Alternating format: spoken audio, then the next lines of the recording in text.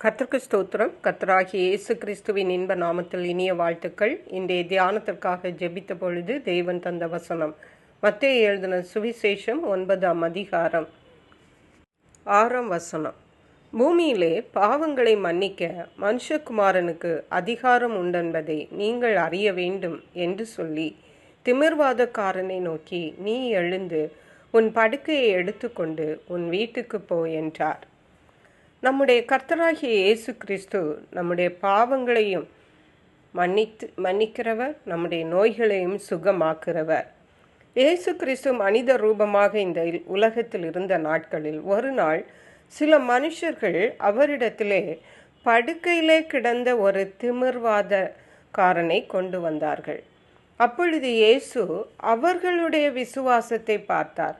அந்த திமிர்வாதக்காரனுடைய விசுவாசத்தை பார்க்கவில்லை, கூட கொண்டு வந்தவர்களுடைய விசுவாசத்தை பார்த்து திமிர்வாதக்காரனை நோக்கி, மகனே திடன்கொள், உன் பாவங்கள் உனக்கு மன்னிக்கப்பட்டது என்றார். நோய் சுகமாக வேண்டும் என்று வந்த அந்த மனிதனிடம் இயேசு சொன்னது, மகனே திடன்கொள், உன் பாவங்கள் உனக்கு மன்னிக்கப்பட்டது என்று சொன்னார். இதிலிருந்து நாம் கற்றுக்கொள்ள வேண்டியது என்னவென்றால், முதலாவதாக விசுவாசம் இந்த திமிர்வாதக்காரனிடத்தில் இல்லை, ஆனால் கூட இருந்தவர்களிடம் இருந்தது. இந்த கூட இருந்தவர்களுடைய விசுவாசத்தை பார்த்துதான் தேவன் அங்கே கிரியை செய்ய துவங்குகிறார். ஒருவேளை நோயாளிகளுக்கு விசுவாசம் இல்லாவிட்டாலும் அது சுற்றி இருக்கிறவர்களுக்கு விசுவாசம் இருந்தால் கர்த்தர் அதை கனம் பண்ணி அதிலே செயல்படுவார் என்பதை நாம் தெரிந்து கொள்ள வேண்டும். இரண்டாவதாக, இயேசு அந்த திமிர்வாதக்காரனை நோக்கி, உன் நோய் சுகமானது என்று சொல்லாமல் உன் பாவங்கள் உனக்கு மன்னிக்கப்பட்டது என்றார். அப்படியானால் இந்த திமிர்வாதக்காரனுடைய நோய்க்கு காரணம் அவனுடைய பாவம் என்பதை நாம் பார்க்கிறோம். சில நோய்கள் நாம் செய்கிற பாவங்களினாலே நமக்கு வருகிறது, அது நமக்கு தெரியாது. நாம் பாவத்தினால் இந்த மாதிரி விளைவுகள் இருக்கும் என்று நமக்கு தெரியாமல் அநேக காரியங்களை நாம் செய்து கொண்டிருப்போம். உதாரணமாக லஞ்சம் வாங்குகிறார்கள். லஞ்சம் வாங்குகிறவர்களுடைய குடும்பங்களிலே பார்த்தால் அநேக பேர் வியாதிப்பட்டு இருப்பார்கள். தேவையில்லாமல் மருத்துவ செலவு அவர்களுக்கு வரும். மட்டுமல்ல, தேவையில்லாமல் அவர்கள் துன்பப்படுகிறதை பார்க்க முடியும், ஆசீர்வாதங்களை இழந்து போகிறதை பார்க்க முடியும். இப்படியாக நம்முடைய வியாதிகளுக்கு நம்முடைய பாவங்களும் ஒரு காரணமாய் இருக்கிறது என்பதை நாம் தெரிந்து கொள்ள வேண்டும்.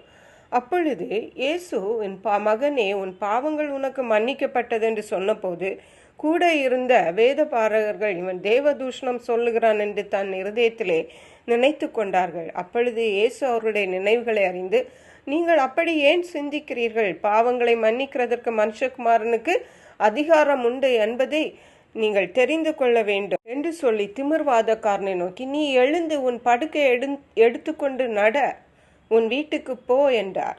உடனே அவன் படுக்கையை எடுத்துக்கொண்டு எழுந்து தன் வீட்டுக்கு போனான். இயேசு கிறிஸ்துவுடைய வார்த்தை அவனை சுகமாக்கி, நீ எழுந்து உன் படுக்கையை எடுத்துக்கொண்டு உன் வீட்டுக்கு போ, இதுதான் தேவனுடைய வார்த்தை. அந்த வார்த்தை அவனை சுகமாக்கிற்று. சங்கீதங்களின் புஸ்தகம் 107ஆம் சங்கீதம் 20ஆம் வசனத்திலே வாசிக்கிறோம், அவர் தமது வசனத்தை அனுப்பி அவர்களை குணமாக்கி அவர்களை அழிவுக்கு தப்புவிக்கிறார். இன்றைக்கு நம்முடைய வாழ்க்கையில வசனத்துக்கு, தேவ வசனத்துக்கு, வேதாகமத்திற்கு நம்முடைய வாழ்க்கையில எத்தனை முக்கியத்துவம் கொடுக்கும். பரிசுத்த வேதாகம வசனங்களை நாம் தியானிக்க வேண்டும்.